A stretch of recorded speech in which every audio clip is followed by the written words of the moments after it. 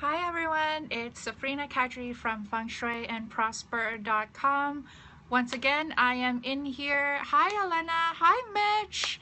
Once again, I'm in here doing a simulcast. So I'm coming to you on Periscope, this camera, and as well as Google Hangout. So if you see my eyes shifting from different screens, hey Mustafa, not quite doing eye contact with you, that's because I'm kind of shifting between two cameras. Hey Anna, Mitch and Anna, my loyal fans, loyal followers. Hi Hilmix. So today, in the heels of me finishing my Feng Shui 2016 4-hour web event on the 15th, I wanted to do a quick scope or a quick Google Hangout on the, based on Flying Star Feng Shui, what are the main directions that you need to really watch out for. If you are a Feng Shui enthusiast in any level, this based on, oh, thank you so much for that flower, Mustafa. This based on classical Feng Shui, energy is constantly changing. Hi, Chopra. Welcome, welcome. Energy is constantly changing. So with us going into the 2016 year, which is the year of the fire monkey, you want to make sure that your Feng Shui placements are updated for the new year. The main things, as a Feng Shui consultant, when I first go into a space, I always look for the negative areas first. You remedy the negative before you even think about activating the positive energies. Okay. Hi, Passion's Purpose, or Passion's Purpose. Welcome, welcome. Give me more hearts, you guys, the ones on Periscope. The more hearts, let's see who can give me the most hearts today. Anna, I have a feeling it's going to be you. You just tap on the screen. If you guys are new to the scope, just tap on the screen, and that's how you give me more hearts. Where was I? So, like I said, you remedy the negative energies first. Hey, Justin. You remedy the negative energies first before you activate the positive. That is very, very important. Just like if you're, if you want to get healthy, for instance, I love analogies. If you want to get healthier, you have to detox first. Really, that's the best way to do it before you, and then you kind of adopt a healthier diet, right? Get rid of the junk, and then you bring in the good. So, hi, Kiss of Cleopatra. So the ones on Google Hangout, I'm sorry, I can't see people coming in and out, but I will be saying hi to people who come into the scope. So don't be mad at me. That's just how Hangout is built. Anyway, for 2016, let's get back to that. Flying Star Feng Shui for 2016, the main directions that are going to be afflicted next year, and I want you to try to remember this, is southwest, northeast, and south. Okay, so southwest, actually let me use my handy dandy board here. Love your flying stars. Yes, I love my flying stars as well. It's very, it's a Feng Shui study that constantly amazes me in terms of the kind of information that we can gain from that. So southwest, I'm going to use red ink, you guys, sorry about that. So southwest is hit with the Grand Duke energy. Okay, I'm going to pull back a little so you guys, sorry about my writing here. So southwest is hit with the Grand Duke energy. And northeast is hit with a little bit of a double whammy, you guys. I'm just going to shift a little bit here. Northeast is going to be hit with two negative energies. So one is the Sui Po in Chinese, or it's also called the year breaker. Oh, horrendous writing. And then the other thing is hit by the number 5, also called the 5 yellow. In Chinese we call Wu Huang. Okay, if you guys on the scope can see me. And the south is hit with 3 killings, Shan Sha. Okay, so these are the 3 directions that you want to be very, very aware of. So what, now that you know these 3 directions are bad, what exactly can you do to not bring any mishaps your way? Okay. So the south, actually all these areas, you would do well just to remember no renovation. So in terms of renovation, what I mean by that is anything that is considered digging the ground or cutting trees. And when you talk about cutting trees, it's big trees, okay? We're not talking about pruning or like or you know, pruning your bushes or whatever. You know, you're talking about actually taking an axe or a saw or whatever and really cutting down a big tree. Okay, in any of these directions. If you need to do any renovations or digging in the southwest, northeast, and the south, you better do it before the year starts. And in fact, it might be a little bit too late, to be honest with you, but at least you've been given a little bit of a heads up there.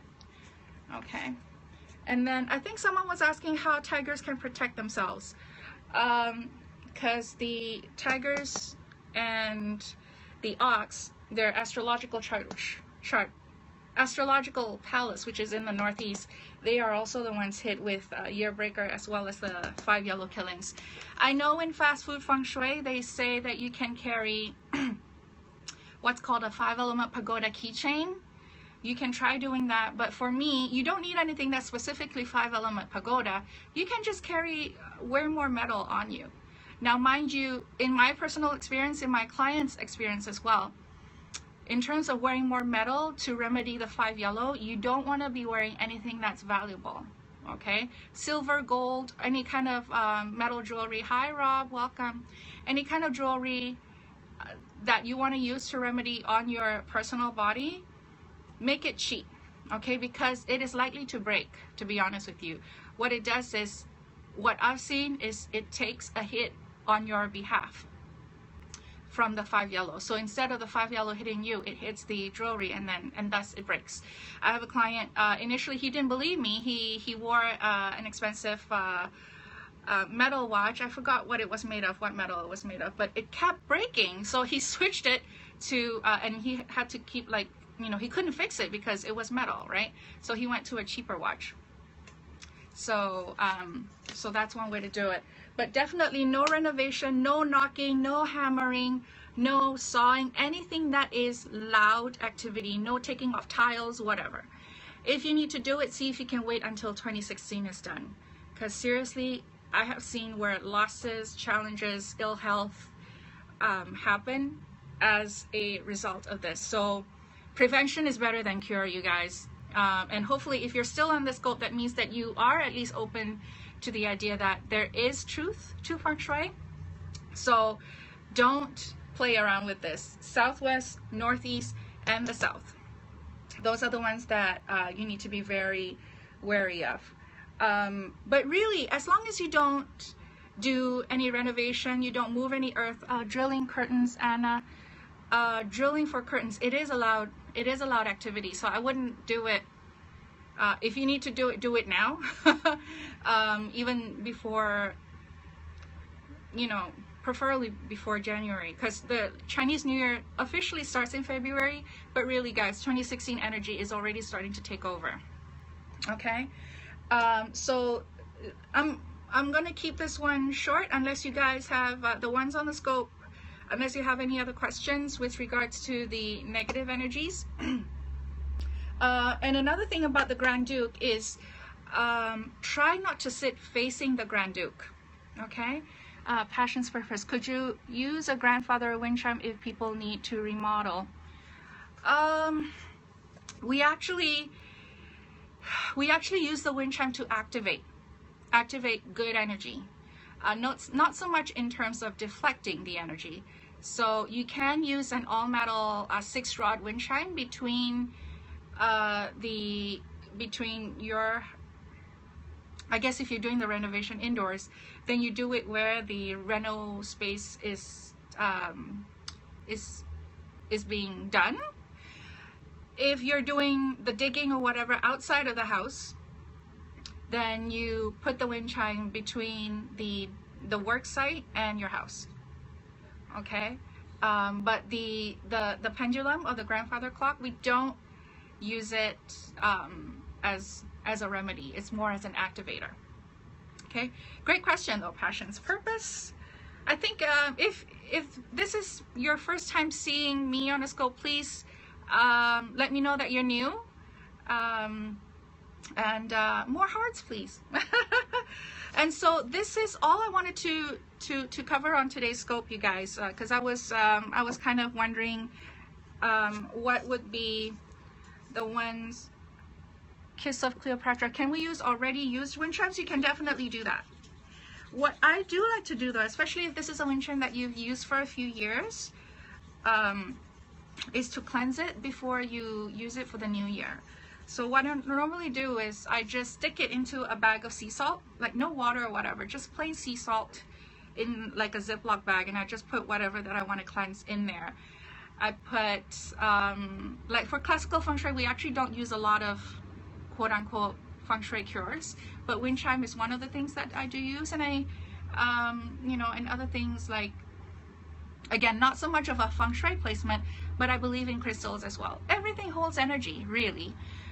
So anything that you want to cleanse energetically, that's what you do. Even when we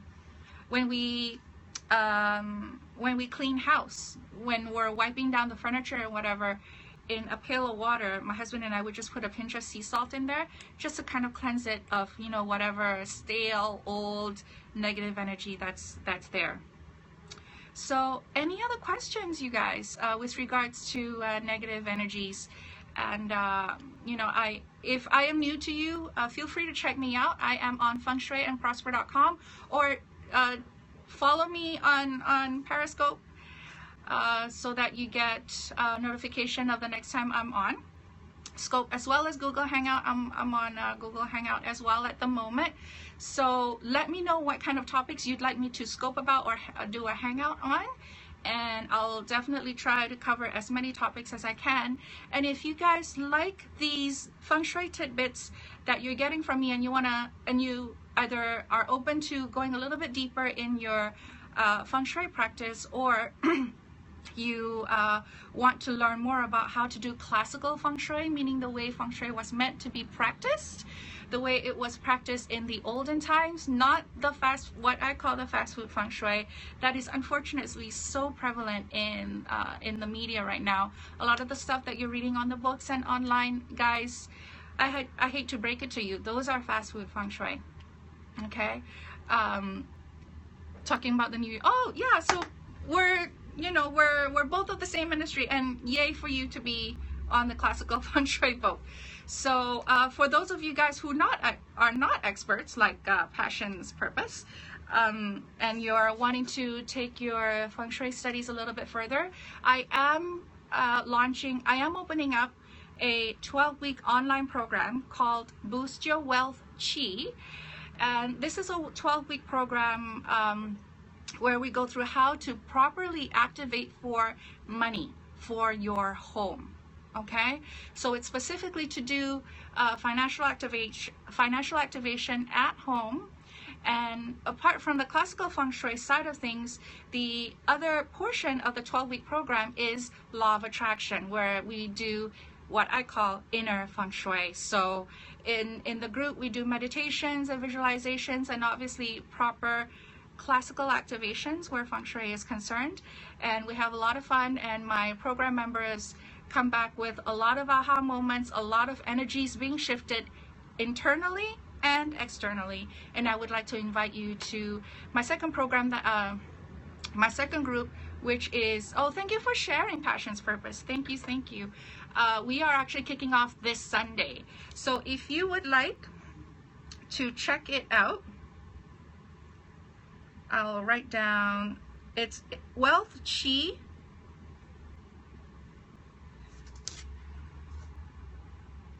wealthchi.instapage.com. So that is where you're going to see the registration page, or at least information about the online program. Thank you for sharing, Kiss of Cleopatra. I am very honored that you guys did that. So wealthchi.instapage.com. You're going to know a little bit more about my Boost Your Wealth Chi 12-week online program. So you can take a look if this is something that is your next steps. Tips for office. Mitch, if I can mention this, Mitch is actually joining me on Sundays as we start off on Sunday with my Wealth Chi program.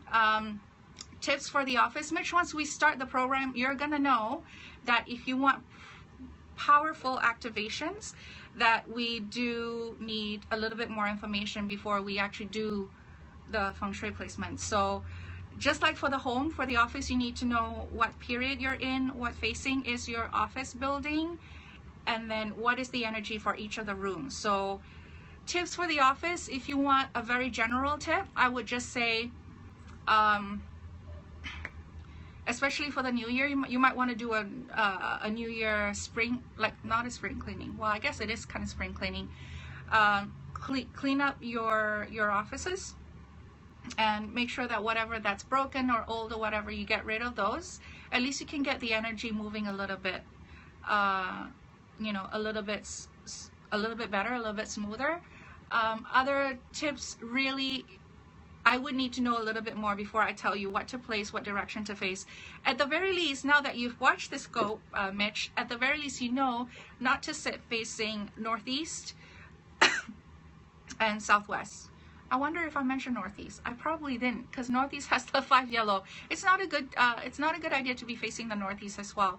So 2016, no renovation, no knocking, no big work in the southwest, northeast, and the south.